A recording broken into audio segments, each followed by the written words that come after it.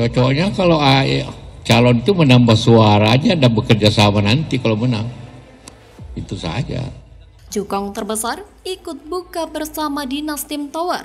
Ada upaya menyusun strategi menangkan Anies dan upaya menggait Airlangga Hartarto ke koalisi perubahan.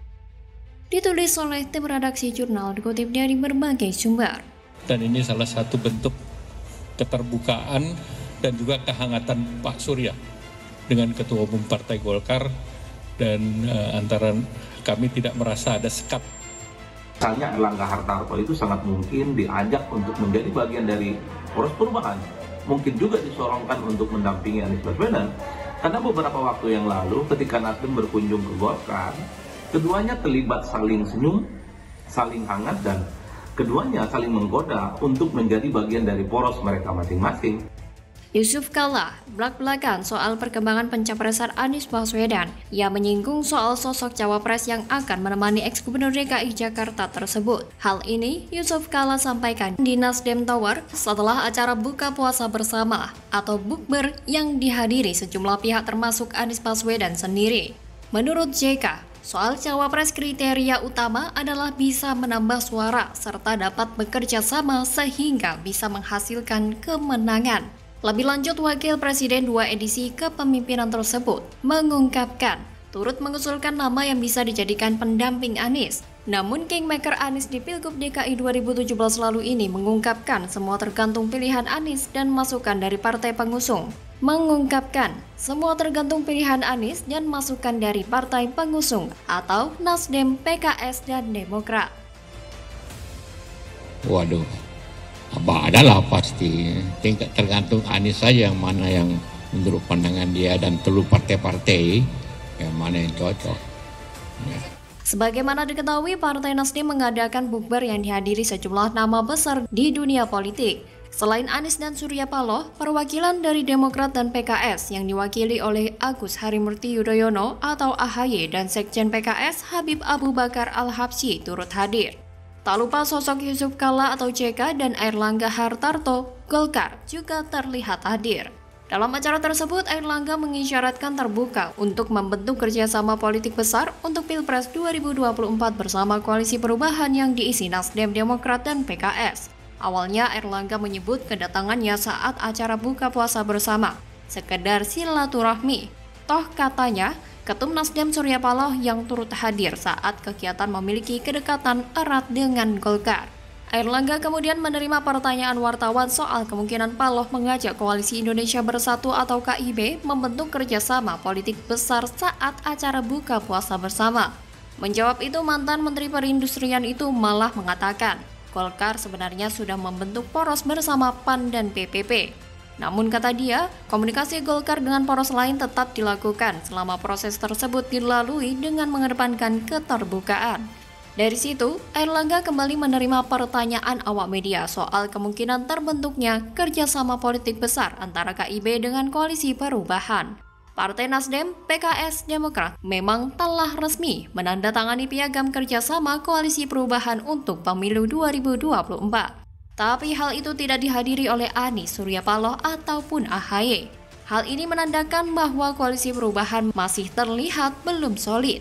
Dan adanya pertemuan dalam acara buka bersama di Nasdem Tower menandakan akan ada perubahan atau manuver politik yang mungkin akan digagas oleh JK. Karena JK merupakan orang yang mengusulkan nama Anies Baswedan untuk maju sebagai calon gubernur DKI Jakarta kepada partai politik dalam Pilkada DKI 2017 silam, dan ini juga sudah diakui oleh JK sendiri. Rakyat Indonesia juga sudah menjadi saksi sejarah jika dalam Pilgub DKI 2017 lalu dipenuhi dengan politisasi, ayat dan mayat, sehingga tidak heran jika Pilgub DKI tersebut merupakan pilkada terburuk sepanjang sejarah.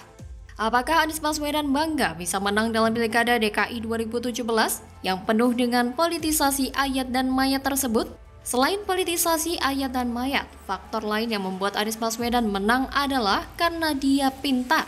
Maksudnya, pintar merangkai kata manis untuk membodohi rakyat awam Jakarta. Bahkan saat ini Anies juga masih menggunakan politik identitas, menggunakan masjid untuk kampanye dan lain-lain. Dengan pola semacam itulah yang menyebabkan elektabilitasnya menurun. Dan untuk menutupi fakta bahwa elektabilitas Anies tidak mendongkraknya maju sebagai capres, JK pun sampai turun tangan. JK tidak mau anak emasnya jadi gelandangan politik. Jadi mau tak mau, JK ikut menyusun strategi dengan kedok buka bersama tersebut. Pertanyaannya, kenapa JK sangat mendukung Anies Baswedan? Sederhana saja. Apakah JK mau mendukung Anies Baswedan secara gratis? Tidak ada hal yang gratis dalam dunia politik. Jadi, besar kemungkinan dengan hadirnya JK dalam acara buka bersama tersebut, JK akan melakukan strategi apapun untuk memenangkan Anies. Jadi, mari kita tunggu permainannya. Bagaimana kalau menurut Anda?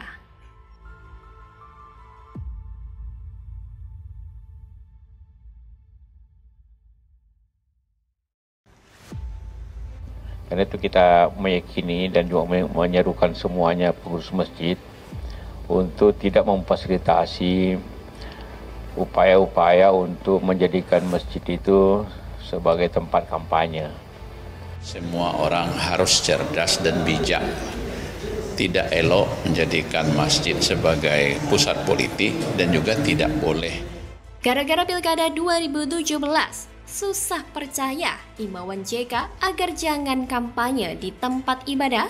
Ditulis oleh Widodo SP dari siward.com. Ya, rame berita Anies di Aceh menggunakan masjid untuk urusan dukung-mendukung sebagai capres. Ya, kita tentu nggak kaget. Memang kelompok-kelompok ini kadang suka kebalik-kebalik. Rumah ibadah buat kampanye, sementara beribadahnya di jalan raya. Yusuf Kala, yang ternyata masih menjabat sebagai Ketum Dewan Masjid Indonesia atau DMI, menyerukan agar tempat ibadah atau masjid tidak boleh dipakai untuk berkampanye. Jika khawatir kalau hal itu dibiarkan, maka akan dapat memecah belah umat dengan banyaknya partai politik yang akan berebut suara rakyat pada pemilu 2024 nanti. Masjid kita sudah putuskan tidak boleh dipakai kampanye. Karena apa? Bagaimana? Bayangkan nanti kampanye pemilu legislatif ada 24 partai. Kalau 24 semuanya minta di masjid berkampanye, habislah. Berkelahilah umat itu, kata Yusuf Kala saat ditemui di gedung DMI Jakarta Timur Jumat 24 Maret 2023. Meskipun begitu, menurut lansiran laman kompas.com, JK menyatakan bahwa dirinya tidak melarang calon presiden, calon gubernur maupun calon bupati untuk datang ke masjid menunaikan sholat 5 waktu karena memang hukumnya wajib bagi seorang muslim. Selain JK, imbauan soal larangan berkampanye di masjid juga disuarakan oleh Ma'ruf Amin, Wakil Presiden Republik Indonesia yang dahulu sempat bersaksi di pengadilan dan memberatkan Ahok dengan fatwa soal penistaan agama itu. Menurut Ma'ruf, masjid sebaiknya dibiarkan saja menjadi tempat ibadah dan kegiatan sosial dan mesti disterilkan dari kampanye politik. Kepada pimpinan partai politik dan juga relawannya supaya tidak bernafsu untuk menjadikan masjid sebagai tempat kampanye. Jangan boleh ada kampanye di masjid-masjid, sebab nanti akan terbelah itu. Sebab belum tentu di satu masjid aspirasi politiknya sama. Bisa terjadi pembelahan-pembelahan, ujar Ma'ruf di Pelalawan Riau, Senin 20 Maret 2023. Dua tokoh ini bagi saya seperti lip service saja ketika berkata soal imbauan larangan kampanye di tempat ibadah, terkhusus masjid. Rasanya sebagian dari warga negara kita masih belum mampu melupakan tindakan tidak termaafkan dari perbuatan mereka saat membiarkan ajang Pilkada DKI Jakarta 2017 diwarnai politisasi ayat dan mayat. Seorang Jarod Syaiful Hidayat pun yang datang ke masjid hendak sholat malah mendapatkan perlakuan tidak mengenakan oleh para pendukung Anies Sandiaga waktu itu. JK praktis diam saja karena dia tahu bahwa perilaku barbar dari sebagian pendukung Anies Sandiaga itu sangat menguntungkan paslon yang dia dukung, sekaligus merugikan paslon lain, terutama Ahok Jarot. Honestly, saya akan lebih respect ketika JK maupun Ma'ruf Amin tidak hanya mengimbau, tetapi aktif mencegah penggunaan masjid untuk kampanye. Karena efeknya terbukti mengerikan, tak hanya bisa memecah belah umat, tapi bisa berujung pada perpecahan bangsa. Ingat kasus Pilkada DKI Jakarta 2017 kan? Jadi silakan saja jika ada yang percaya sama perkataan JK dan MA itu. Tapi saya sekali-kali tidak akan percaya sama dua sosok sepuh itu. Saya sampai hari ini masih menantikan kapan JK dan MA meminta maaf atas peran mereka pada masa lalu. Tapi sampai hari ini sepertinya belum pernah dilakukan. Lantas saya diminta percaya gitu? Nehi, begitulah kura-kura. Bagaimana menurut Anda?